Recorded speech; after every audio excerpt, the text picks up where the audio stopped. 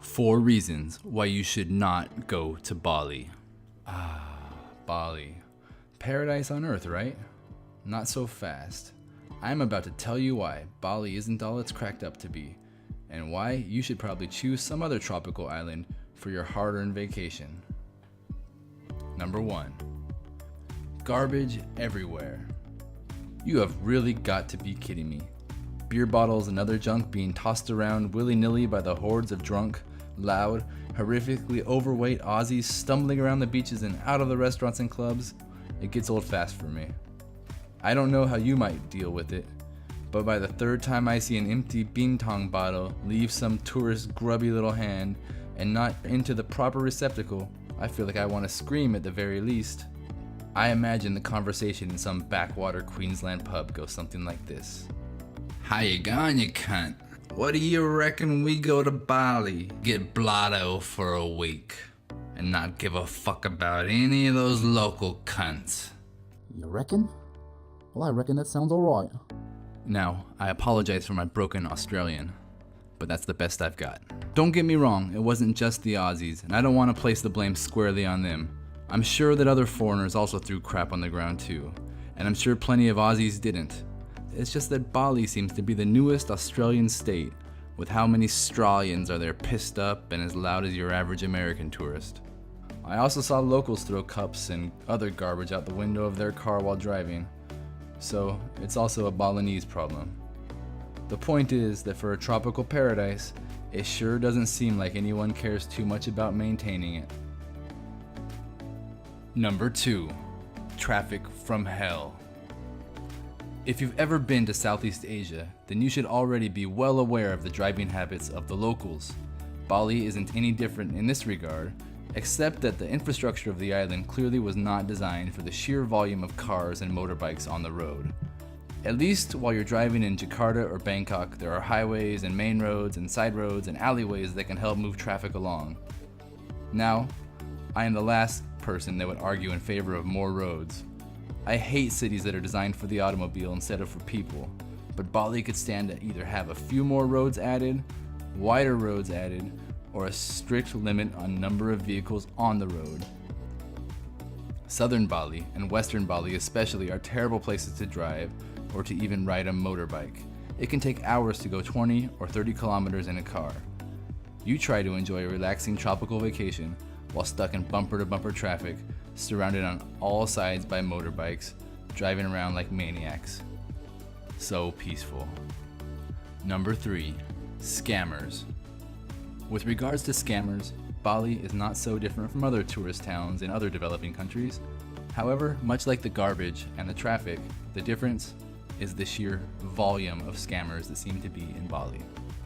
Walking around Kuta or Seminyak, you will encounter one scammer or drug pusher after another, and it is very tiring to constantly have to shoo these people away.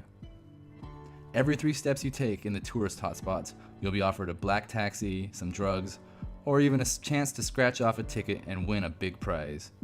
Even sitting in restaurants, you aren't safe from these idiots. They'll pull up on their bikes or shuffle on by and see the tourists enjoying their lunch, and they'll walk on up to your table and say, Valium?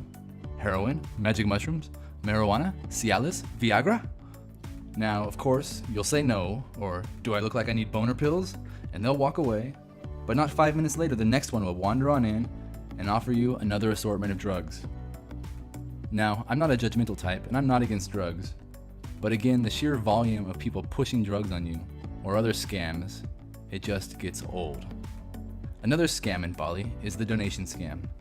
While I was in Bali, this was most prevalent in Tagalalang rice terraces, but it was common in other places as well. Local people will post up in different trails or on trekking pathways and block the road while asking for a donation. They'll push you to donate and not let you pass until you do, or until they lose the energy to keep badgering you. They even use kids for this. You might feel that you should donate when you enter the trailhead and see the first guy there with his table set up, but you don't get a ticket or anything telling you or others that you've already donated or where the donation is going. You walk 100 meters along the trail and you encounter a 10-year-old kid with her table set up, also taking donations. You can try to tell them that you've already donated. That won't stop them from pushing you for more. Rinse and repeat every few hundred meters and enjoy the peaceful rice terrace trek while being harassed for cash. The most elaborate scam I faced was a scratch-off ticket timeshare guy. I knew the dude was a scammer just by the fact that he came to talk to me before I even got out of the taxi in Kuta, but I humored him and chatted for a few minutes. The scam works like this. He approaches you with tickets and asks you to scratch them off. Now, of course, everyone in your group will have a losing ticket except one. One person in the group will have the grand prize ticket. The scammer will ask you to come back with him to claim your prize, but first you have to sit through the dreaded timeshare presentation. Number 4. Eat, Pray, Love. I personally haven't seen this movie or read the book, but from my understanding, the biggest contributing factor to why Bali is kind of whack is because of this self-help brand making people more aware of the island and its magical ability to help you find yourself. Maybe since I don't actually know anything about Eat, Pray, Love, I shouldn't comment on it, but that's not how the world works these days, and I can comment on anything I want, even if I know nothing about it. Shit. That quality to have an uninformed hot take might just make me president someday. I just need to learn how to condense it for Twitter. There it is. These are the biggest reasons why you should definitely not go to Bali. Thank you for watching my first video. I really appreciate it. If you liked the video, I'm planning on making a lot more over the coming weeks and months. I'm hoping to have about 1 video per week.